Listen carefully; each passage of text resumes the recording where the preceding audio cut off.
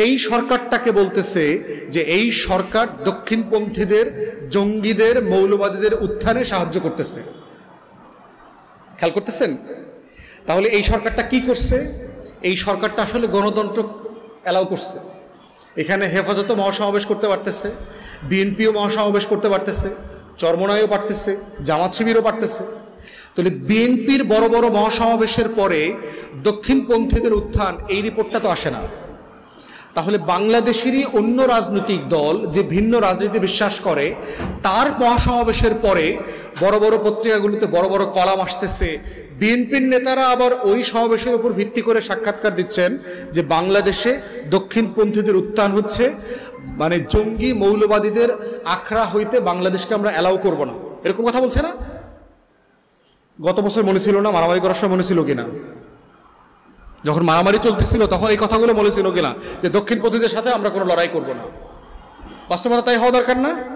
আমি যদি কোনো বেশ্যার সাথে না শুই, আমি কি এটা অবশ্যই শোব না, না পূর্ণিমাতেও শোব না, কখনো শোব না?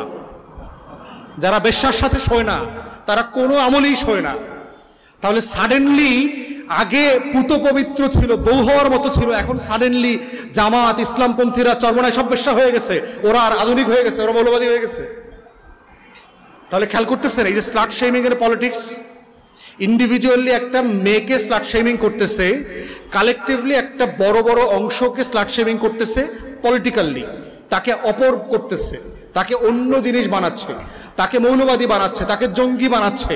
সে গণতন্ত্রের শত্রু, সে দক্ষিণপন্থী, সে ভারতের নিরাপত্তার হুমকি।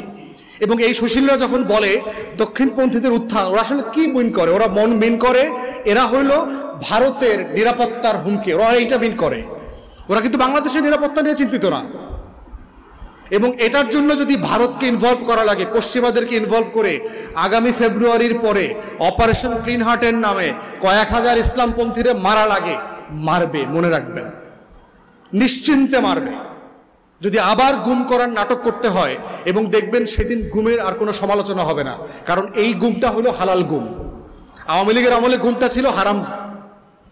এখন ওই স্ত্রী এখন বেশ্যা হয়ে গেছে, ওরা এখন গুম করা যাবে। নতুন দলের রাজনীতি যারা করতেছেন তারা কিন্তু ওই ইন্ডিয়ান ফ্রেমের পলিটিক্স করছে।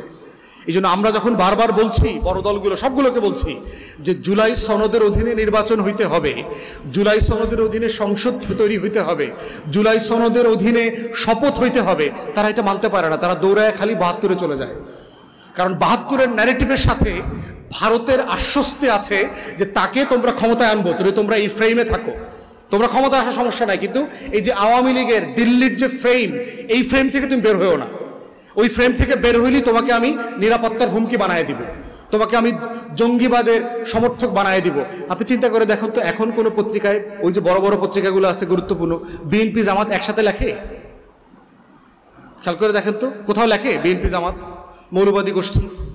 জিয়াউর রহমান ওই ৭১ সালে শর্ট ছিল, মুক্তিযুদ্ধ করে না, এই কথা লেখে? খালেদা জিয়া সম্পর্কে কোনো বাজে কথা লেখে? তাহলে যেই পত্রিকাগুলো হাওয়া ভবনের ন্যারেটিভ বানাইছে, তারেক রহমানকে পিটানোর বন্দোবস্ত করছে যেই পত্রিকাগুলো, যেই বুদ্ধিজীবীরা, যেই চ্যানেলগুলো দিনরাত বিএনপি জামাত ত্যাগ করে রিপোর্ট করেছে, তারা কেউ আজকে এই কথাটা বলছে না কেন? কারণ এখন বিএনপি আর জামাতকে আলাদা না করলে তো ইসলামপন্থীদেরকে মাইর দেওয়ার ব্যবস্থা করা যাবে না। মাইর কাকে দিয়ে দেওয়া হবে? ওরে দিয়ে ওরে মাইর দেওয়া হবে। পক্ষ বুঝতে পারতেছেন? বিএনপি জামাত কেন আগে করছে? আওয়ামী লীগ সাপেক্ষে ওদের দুজনকে সবাই পিটাইতে হবে, পিটানোর ব্যবস্থা করছে না? পিটানোর জন্য যে বৈধতা, সম্মতি উৎপাদন করা দরকার, পুরোটা তারা করছে। এখন কি করতে হবে? বিএনপিরে দিয়ে জামাত পিটাইতে হবে, বিএনপিরে দিয়ে চরমনাই পিটাইতে হবে, বিএনপিরে দিয়ে হেফাজত পিটাইতে হবে। এবং বিএনপির সাথে এই উস্কানির রাজনীতিতে তারা তাকে ফেলার চেষ্টা করছে, এবং স্যাডলি তারা পড়েছে অনেকাংশে, সেটা আমরা দেখতে পাচ্ছি। এই যে বয়ানের রাজনীতি, যেই রাজনীতিটা শহীদ প্রেসিডেন্টের সাথে যায় না, দিল্লির আধিপত্যবাদের বিরুদ্ধে রাজনীতির সাথে যায় না, এটা অরিজিনাল বিএনপির রাজনীতি না। কিন্তু বিএনপি এই পলিটিক্সের ফাপড়ে এবং ট্র্যাপে পড়ছে বলে আমরা দেখতে পাচ্ছি। এবং এই কারণেই গণ অভ্যুত্থান পরবর্তী বাংলাদেশে বয়ানের রাজনীতিটা বোঝা তরুণদের জন্য জরুরি। তা না হলে শত শত, হাজারে হাজারে আবার জঙ্গি নাটক হবে। আমরা সব দাড়িওয়ালা, টুপিওয়ালা, যারা নামাজি বিশ্বাস করি কিন্তু জাতীয়তাবাদী, বাংলাদেশের পক্ষের মানুষ, তারা সবাই মুক্তিযুদ্ধের বিপক্ষের শক্তি হয়ে যাব আবার। এবং মুক্তিযুদ্ধের বিপক্ষের শক্তি হইলেই আমাকে মিথ্যা মামলা দিয়ে ফাঁসানো যাবে, আমাকে রিমান্ডে নেওয়া যাবে, আমার হাতের পায়ের নখ তুলে নেওয়া যাবে, আমাকে গুম করা যাবে, আমাকে আয়না ঘরে নেওয়া যাবে, আমাদের সব কিছু করা যাবে। আমাদের ব্যাপারে বিভিন্ন গোয়েন্দা সংস্থা আছে না, ডিজিএফআই বিভিন্ন জায়গা থেকে, এনএসআই, এরা বিভিন্ন জায়গায় বলে বেড়ায়, অনেক তো কথা বলে, দেখবো তো নির্বাচনে কেমনে জিতে, চাইলে হারাই দিতে পারবে না? পারবে তো। ইলেকশন ইঞ্জিনিয়ারিং তারা জানে না? তারা বাংলাদেশের পক্ষে যুদ্ধ করতে না পারলেও দিল্লির পক্ষে যুদ্ধ করার অভিজ্ঞতা তো 16 বছর ধরে আছে। অতএব দেখবেন আমি 3 বস্তা টাকা লইয়া গাড়ি সহ ধরা পড়ছি, দেখবেন সাথে 2টা বেশ্যাও ছিল, এরকম একটা নিউজ পত্রিকায় দেখবেন, সাথে 3টা অস্ত্র পাওয়া গেছে, বোঝা গেছে? তাহলে এইটা নিউজ দেখার পরে আপনারা আবার হার্ট অ্যাটাক করেন না, ভাই আগেই তো ভালো ছিলাম, বুঝতে পারতেছেন? এইটা হইল বয়ানের রাজনীতি। অথবা আমি শেষ করে ফেলতেছি, মানে মোটা দাগে হচ্ছে, আমি যেটা বলবার চেষ্টা করছি, সব কিছুকে সাদা চোখে দেখবেন না। বাংলাদেশে এখনো 111-এর নতুন নাটক মঞ্চস্থ করবার জন্য চেষ্টা করা চলতেছে।